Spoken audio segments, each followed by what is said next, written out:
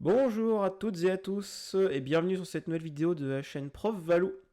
Salut tout le monde. Alors aujourd'hui on va faire on va regarder les spoilers Avatar.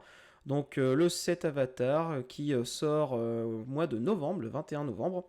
Donc on a eu les spoilers très en avance, hein, dès le 25 juillet, vous avez vu, on a eu une première carte. Donc ça, il y a eu un petit débat dans la communauté sur justement, on a eu des spoilers très en avance, ce qui fait que bon, on se pose la question des rythmes. Ça aura lieu peut-être un petit débat peut-être dans le futur. Alors pour commencer, on va donc voir les mythiques et les rares qui sont sortis à l'heure actuelle. Donc aujourd'hui on est le 18 septembre, donc vous aurez la vidéo fin de semaine. Donc un peu en avance par rapport à ce que j'avais prévu. Et donc on va regarder la première carte.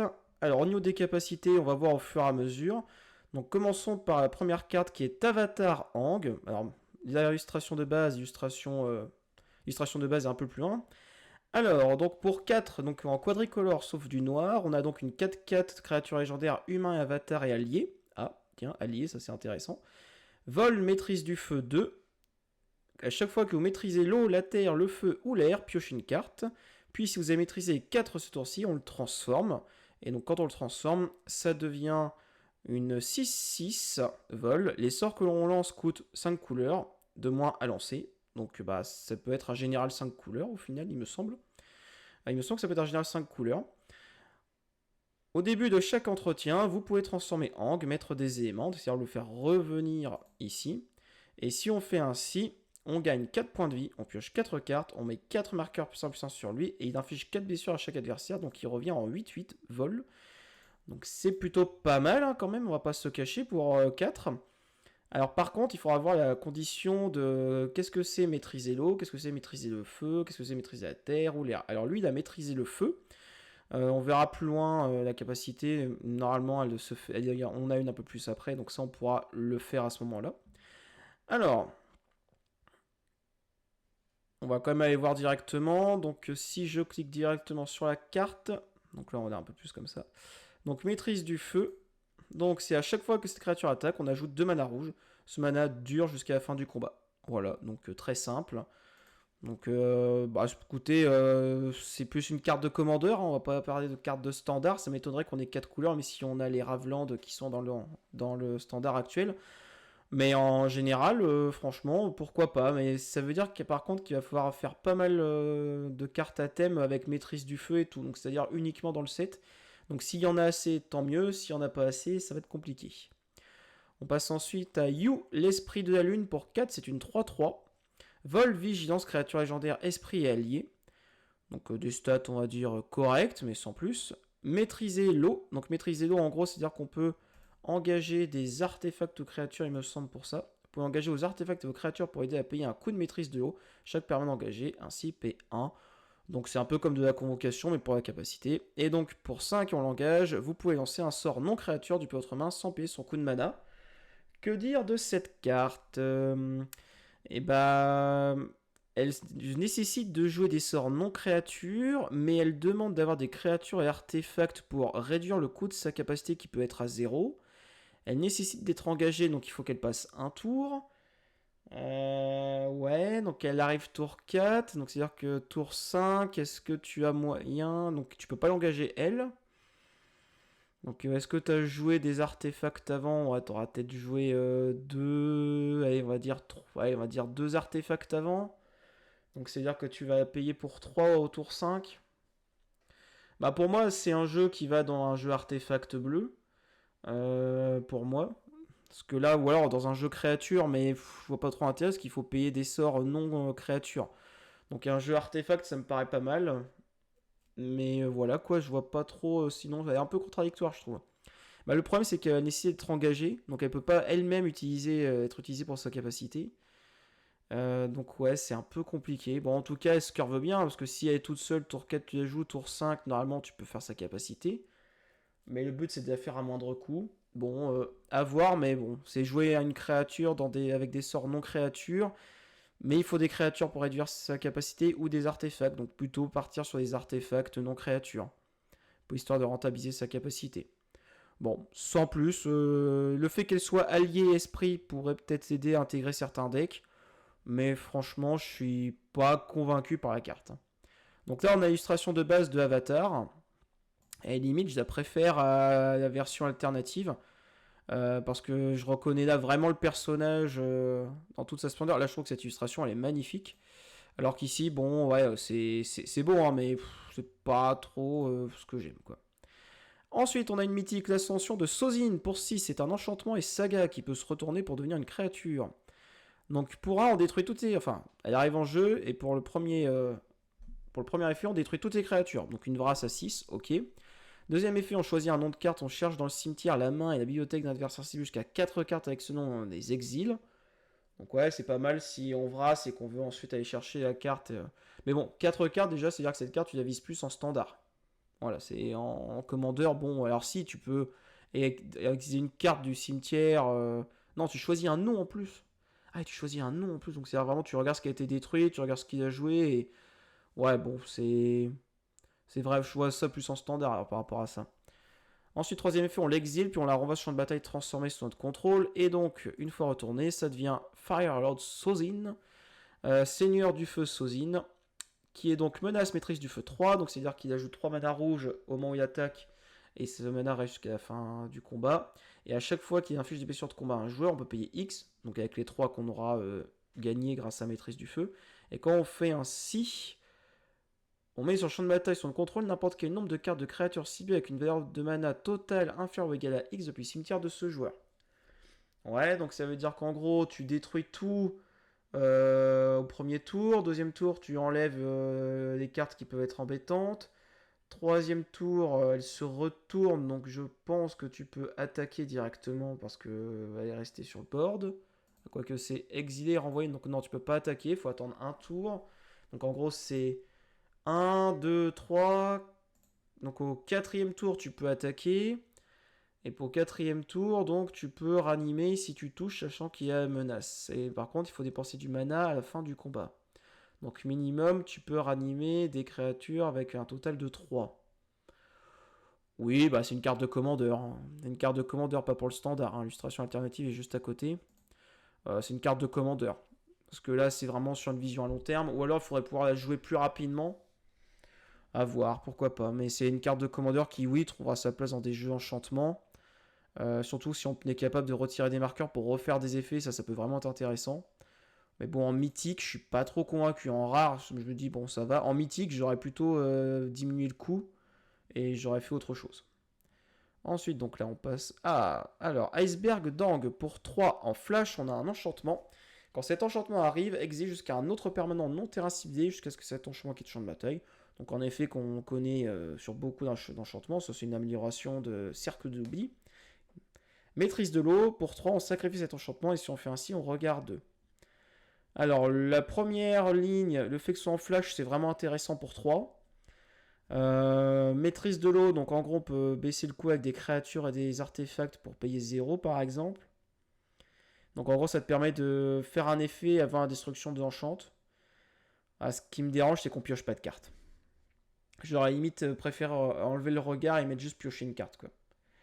Ouais, j'aurais juste aimé ça. Après, est-ce que ça aurait été trop fort? Je sais pas, tu renvoies le permanent sur le terrain adverse, hein. Est-ce que sans le flash, mais avec piocher une carte, ça serait pas mieux? Hmm. Ouais, bah en tout cas, c'est une bonne carte quand même, parce que en flash, pouvoir retirer un permanent sur un effet d'arrivée en jeu, c'est quand même fort. Surtout en enchantement. Le fait qu'on puisse faire un regard 2 avec une maîtrise qui peut être descendue à 0 si jamais il doit être détruit, ça peut être intéressant aussi. Oui, c'est une bonne carte, c'est une bonne carte qui vient de trouver sa place dans pas mal de decks Commander, standard, je pense. Mais c'est pour 3 sacrifier regard 2, même si c'est une maîtrise, j'aurais préféré autre chose. Alors après, ça peut fonctionner avec le nouvel avatar, hein, évidemment. Mais voilà, j'aurais préféré, je sais pas, je voyais peut-être pas le flash, mais peut-être plutôt la pioche à la place. Ouais, j'aurais aimé. J'aurais peut-être aimé, je pense.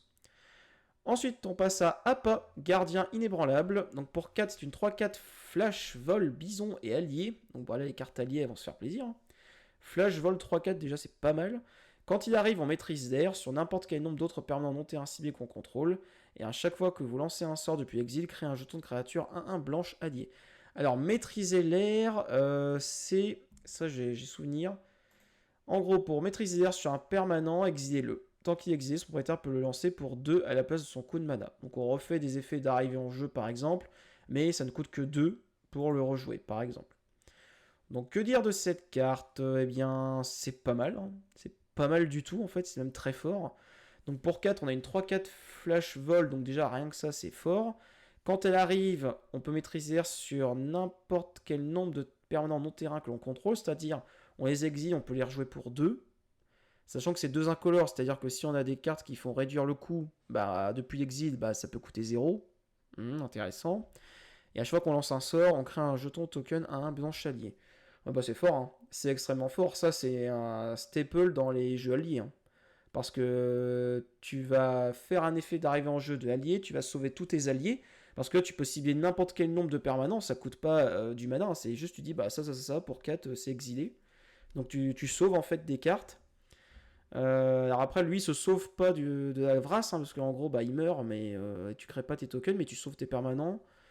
Et puis tu vas refaire des effets d'arrivée en jeu avec tes 1 blanche allié. Non, franchement, c'est fort, hein. Et même en fait, dans n'importe quel deck, il va rentrer, mais il sera excellent encore plus dans les jeux à effet d'arrivée en jeu, dans les jeux alliés, hein. Franchement, excellente carte, hein. Franchement, je suis. Bon, franchement, c'est une excellente carte. Ah, Momo, volant amical. Pour 1, on a une 1-1 vol. Lémur et chauve-souris et alliés. Tiens, intéressant. Le premier sort de créature non lémur avec le vol que vous lancez pendant chacun de vos tours coûte 1 de moins à lancer. Bon, bah, après, il coûte 1 de moins. C'est déjà pas mal. À chaque fois qu'une autre créature avec le vol que vous contrôlez arrive, Momo gagne plus en puissance jusqu'à la fin du tour. Bon, c'est un très bon tour, hein. Voilà, très bon tour 1. 1 vol pour 1. Il va te réduire les sorts de vol. Euh, non, franchement, très bien. Dans un petit jeu aggro vol en blanc-bleu, ça peut être très bien. Et on a justement dernièrement des decks commandeurs oiseaux qui sont sortis en blanc-bleu ou en G-Sky. Donc lui, il trouvera bien sa place là-dedans pour réduire les coûts. Alors il n'est pas oiseau, c'est dommage. En même temps, vu le personnage, ça m'étonnerait. Mais non, mais il peut trouver sa place dans les jeux vol, ça c'est sûr. Donc une bonne petite carte. En standard, par contre, je vois pas trop ce qu'on en fait. Est-ce qu'il y a un bon tour de vol à mettre? Bon tour 3, bon, je sais pas. Il y aurait peut-être qu'à la place de se booster, peut-être un truc, je le sacrifie et je protège, ou je sacrifie et je sais pas. Peut-être autre chose que se booster, mais à mon avis, dans un jeu aggro, vol, il passera très bien. Donc ici, on a Youth Despriden qu'on a vu tout à l'heure. Alors, puissance de feu annoncée, une mythique pour 3x en enchantement. Ça a le flash. Bah non, elle compte plus le nombre de cartes qui ont le flash dans cette extension. Cet enchantement arrive avec X marqueur feu sur lui. Donc c'est qu'un seul X, donc en gros pour 6, ça arrive avec 3 marqueurs. Ok. Si une source que vous contrôlez devait infliger des blessures à un adversaire ou un permanent qu'un adversaire contrôle, elle inflige autant de blessures plus un nombre de blessures égal au nombre de marqueurs sur cet enchantement à la place. Donc, par exemple, j'attaque. J'attaque avec 2 créatures 3-3. Elle passe. Donc l'adversaire devrait prendre 6 dégâts. Je joue cet enchantement pour, on va dire, pour 6. Donc il arrive avec 3 marqueurs feu. Donc plutôt que d'infliger 3 blessures, mes créatures vont infliger 6 blessures chacune, 3 plus 3, x 2 parce qu'elles sont 2. Et donc ça fait qu'il aura pris 12. Donc pour 6, avec 2 créatures qui attaquent, j'ai infligé 3 blessures en plus. Mais c'est une source que le contrôle devait infliger des blessures à l'adversaire. Donc par exemple, tout ce qui est ping, tout ce qui est sort qui inflige des blessures à distance, ça fonctionne. Donc c'est des blessures, pas des pertes de points de vie. Donc pour 4, tu vas juste faire un dégât de plus à tous tes sorts, à tous tes trucs qui infligent des blessures. Pour 6, tu vas faire 3 en plus, équivalent d'une foudre. Et c'est en flash. Ouais. Alors en standard, pourquoi pas. Mais je vois pas trop où. Dans un jeu grul, peut-être, et encore. Par contre, en commandeur, oui, en commandeur, c'est fumé parce que tu peux proliférer, tu peux faire des trucs. Voilà, bon, en commandeur, ça a sa place. Mais en standard, faut vraiment trouver le jeu qui va avec. Bon, je suis pas trop convaincu par la carte. Redirection d'éclair. Oh, une leçon, tiens. Ah bah tiens, pour... comment ça s'appelait? Strixhaven, ça va être bien ça. En tant que coût supplémentaire pour lancer ce sort, payez 5 points de vie ou payez 2, et ça coûte 1 rouge. Remplacez la cible du sort de la capacité avec une cible unique. Ok, bah c'est intéressant, commandeur, parce que ça permet de protéger le général. Donc pour 1 rouge et 5 points de vie, tu vas rediriger le sort qui ciblait une cible unique ou la capacité. Oui, c'est bien. C'est bien, c'est un sort de protection. Rien à dire de plus, mais je vois plus, c'est plus du commandeur que du standard ou moderne, quoi, par exemple. Oui, bah une bonne carte. Après, c'est en leçon, donc en gros, est-ce qu'on a moyen de jouer avec les leçons qui font apprenez? Ouais, peut-être. Moi, je suis pas trop convaincu, plus en commandeur, mais ouais, en commandeur, ça sera bien. Bon, après, payer 5 points de vie, c'est quand même un sixième des PV. C'est pas négligeable. Faut vraiment que ça vaut le coup, quoi. Sinon, c'est pour 3. Bon, bon bah écoute, c'est bien, c'est bien. Seigneur du Feu Zuko, en Mardu, pour 3, on a un humain, un noble et allié, 2-4. Bon, les statistiques sont intéressantes. Maîtrise du Feu X, X étant la force du Seigneur du Feu Zuko. Donc en gros, bah, il attaque, il ajoute 2 mana rouges. À chaque fois que vous lancez un sort depuis l'exil, et à chaque fois qu'un permanent que vous contrôlez arrive depuis l'exil, mettez un marqueur plus 1 sur chaque créature que vous contrôlez. Bah, c'est un très bon général, déjà. C'est un très bon général. En standard... faut jouer depuis l'exil. Alors oui, on a des possibilités de jouer depuis l'exil. Faut voir. Mais par contre, ce qui est fort, c'est que il n'y a pas que lui qui prend le marqueur, c'est chaque créature. Donc lui, en gros, je fais du board et je me fais du mana pour jouer mes sorts depuis l'exil durant la phase de combat. Oui, en gros, lui, c'est aggro, quoi. C'est aggro. Après, c'est... Il met pas en exil lui-même. Ça, c'est quand même dommage, c'est qu'il met pas lui-même des sorts en exil. Donc peut-être qu'à la place du maîtrise de feu, on aurait aimé, quand il attaque, exiler 2 cartes dessus de la bibliothèque ou exiler une carte dessus de la bibliothèque. Ouais, c'est dommage parce qu'en fait, il interagit avec l'exil, mais il ne fait pas d'exil. Bon, donc plus orienté commandeur quand même. Et en standard, bah, à voir si on n'a pas des cartes qui exilent également. Katara l'intrépide. Donc en bande, c'est une 3-3 créature humain, guerrier et allié. Si une capacité déclenchée d'un allié que vous contrôlez se déclenche, cette capacité déclenche une fois de plus. Bon, bah, un général pour les jeux alliés en bande, et sinon, bah, dès lors qu'il y a du bande dans un jeu allié, vous la mettez. Alors là, c'est la fête. Donc je rappelle que les alliés, c'est des créatures qui interagissent entre eux. Donc plus vous avez d'alliés, plus les effets sont puissants. Donc c'est pas mal du tout. Donc voilà, bon, une bonne carte, quoi. Mais en standard, je vois pas trop comment on va jouer des alliés. Enfin, ça risque d'être un peu compliqué parce qu'il y en a dans pas mal de couleurs. Mais c'est pas une colorité précise. On aurait limite préféré que les alliés soient une colorité précise pour avoir un jeu déjà tout fait. Bon, je pense pas que ça soit fait pour le standard, mais plus pour le commandeur. Bon, on a l'habitude. Ensuite, une deuxième Katara, espoir de la tribu de l'eau. Pour 5, on a une créature légendaire humain, guerrier et allié. 3-3 vigilance. Quand elle arrive, on crée un jeton de créature 1 blanche allié. Donc pour 5, on a l'équivalent d'une 4-4, vigilance. Ouais, maîtrise de l'eau X. Les créatures contrôlées ont une force et une endurance de base de X jusqu'à la fin du tour. X ne peut pas être 0. N'activez que pendant votre tour. Donc en gros, bah, c'est nul. Hein. C'est nul. Enfin, ouais, c'est pas nul dans le sens où, bah oui, l'effet d'arriver en jeu, tu crées un token. Oui, ok, bon, dans les jeux token, tu rajoutes du vert, ça te fait en. C'est, oui, voilà, tu vois, avec Katara Intrépide, bon, bah elle, quand elle arrive, bah, en fait, tu fais 2 tokens. Bon, voilà. Mais ouais, c'est un peu faible quand même. Hein. C'est un peu faible. J'aurais aimé avoir une 2-5 qui fasse une 1-2, tu vois, ou un truc comme ça. Enfin, mais là, une 3-3 qui fait une 1-1. Pour 5, hein, quand même, pour 5. Hein. Ça. Puis le X, bon. Maîtrise de X, là, en gros, c'est tes créatures deviennent XX. Donc, c'est-à-dire que bah, si tu engages ta 1-1, bon, bah, toutes tes créatures deviennent tes 1-1. Voilà. Ouais, bah, je suis. Oui, bah, c'est une bonne. Oui, c'est effet d'arriver en jeu en allié, c'est très bien. Mais hormis un jeu allié, je vois pas trop l'intérêt. Sokka, boomerang audacieux, donc humain, guerrier et allié. Pour 2, c'est une 1-1 en Isette. Quand il arrive, on défausse jusqu'à 2 cartes, puis on pioche autant de cartes. Ok, intéressant. À chaque fois que vous lancez un sort d'artefact ou de leçon, mettez un marqueur puissant sur Sokka. Ok, pas mal. Pas mal, pas mal. Très bon effet d'arrivée en jeu. Alors il faut avoir des cartes en main, mais c'est sympa. Je crois qu'on joue un sort artefact de son, mais un cœur puissant puissant.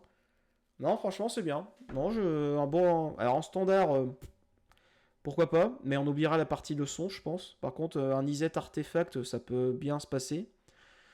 Et en commandeur, ça se passera très bien. Non, non, une bonne petite carte, mais en standard, il faudra voir si en artefact, on a des cartes intéressantes à jouer au tour 3 pour que ça soit vraiment intéressant. Toff, le premier maître du métal en Naya. On a une créature légendaire, humain, guerrier et allié 3-3. Les artefacts non jetons que l'on contrôle sont des terrains en plus de votre type. Ils n'acquièrent pas la capacité de s'engager pour du mana. Donc c'est juste que ce sont des terrains, d'accord, mais qui ne font pas du mana. Bon, d'accord. Au début de notre étape de fin, maîtriser la terre 2. Alors, maîtriser la terre, c'est la capacité qui dit un terrain ciblé que vous contrôlez devient une créature 0-0 avec la célérité qui est toujours un terrain. Mettez 2 marqueurs puissance 1 sur lui. Quand il meurt ou qu'il est exilé, renvoyez-le sur le champ de bataille engagé.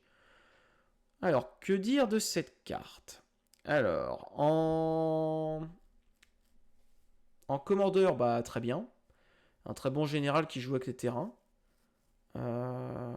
Et les artefacts. Ouais, donc c'est très bien. Ouais, parce que sa maîtrise de la terre, ça fonctionne sur tes terrains, donc c'est intéressant. Donc en gros, c'est t'animes des terrains ou tu peux animer tes artefacts parce que ce sont des terrains grâce à sa capacité. Ouais, bah c'est un bon commandeur pour jouer avec les terrains et attaquer. On aurait aimé qu'il y ait du bleu parce qu'en Simic, on a quand même pas mal de cartes qui interagissent avec ça. Et en standard, bah. Il faut jouer un jeu artefact. Et alors ce qui est bien, c'est que c'est au début d'étape de fin, donc tu fais tout de suite dans le tour. Mais c'est quand même un peu faible. Hein. C'est un peu faible. Bah, c'est Universe Beyond, hein. En standard, il y a peut-être une ou deux cartes qui vont vraiment avoir de l'intérêt. Le reste, je suis pas sûr. Bon, c'est une bonne carte de commandeur. Mais en standard, à voir si en Aya, on a vraiment des trucs qui interagissent avec les terrains plus que ça. J'ai pas de grand chose qui me vient en tête. Alors, les terrains de base. Donc là, on reconnaît des terrains de base du manga, du dessin animé. Hein. Franchement, ils sont beaux. Illustration alternative. Ça, on l'a vu. Ça, on l'a vu. Ça, on l'a vu. Ça, on l'a vu. Ça, on l'a vu. Ouais, les illustrations alternatives, elles sont belles quand même. Hein. Tof, on l'a vu. Ouais, bah ouais, ça c'est beau quand même. Hein. Elles sont belles les cartes. Hein. Ensuite, toc, toc, toc. Là, ça c'est que des communes. On passe ces communes co. Toc toc toc, commune co, commune co, commune co, commune co, commune co, commune co, commune co, bah dis donc, commune co toujours. Et bah voilà. Donc là on a fini pour les parties rares et mythiques. Alors que dire de ces premiers reveals? Eh bien, les alliés sont mis en avant. On voit que là il y aura des alliés en toutes les couleurs. Hein. Alliés. Donc, il va y avoir un jeu allié qu'on va pouvoir faire en standard, je pense, ça c'est sûr. À voir s'il soit performant. Par contre, en limité, draft, scellé, paquet scellé, la stratégie alliée va être forte. Hein. Je pense que la stratégie alliée va être forte parce que c'est des cartes qui vont interagir entre elles. Tout n'est pas révélé. Bah, de ce que je peux dire pour l'instant, je pense qu'on a vu quand même pas mal de cartes déjà. Alors, la carte qui me ressort du lot là tout de suite, je me dis qui à mon avis va être forte, c'est Appa. Appa pour moi là, c'est vraiment la carte qui ressort du lot. Beaucoup de cartes orientées commandeur, hein. Bon ça on s'en doutait un peu. Mais pour le standard, je vois bien Appa être joué. Appa à mon avis va être joué parce que pour pouvoir rejouer depuis l'exil pour 2, ça va être fort. Donc il y a un petit effet d'arrivée en jeu et tout, ça peut être sympa. Ouais, je vois bien ça. Soka aussi en standard, je trouve ça intéressant. Et le reste m'a pas trop convaincu. Après avoir dans les communes co, il y en aura sans doute.